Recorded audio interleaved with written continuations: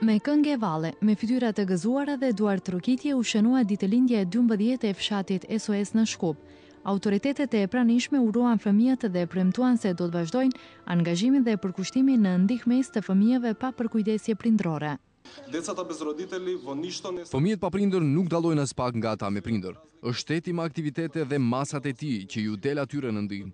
Ata që mbushin moshën 18 vjeçare kanë të drejtë për fonde prej 180.000 denarësh si ndihmë të njëhershme. Gjithashtu kanë të drejtë për ndihmë të rregull nga 4.000 ose 5.600 denar nëse vazhdojnë studimet. Gjatë këtyre 12 vjetëve, plot me suksese u rritëm si lider në sferën e mbrojtjes sociale. Në vitin 2012, në fshatin SOS, u realizuan 3 kurorëzime. Në fshatin Bardovës hapëm shtëpinë e dytë për të rinj, ndërsa nisëm edhe fushatën për punësim të tyre. Fshati SOS funksionon që nga viti 2002, ai përbëhet nga 12 shtëpi familjare dhe 2 shtëpi të rinjsh, ku jetojnë 89 fëmijë dhe të rinj. Me rastin e përvjetorit të 12, drejtuesit e fshatit SOS falenderuan të gjithë bashkëpunëtorët, një prej të cilëve dhe televizionin Alsat M.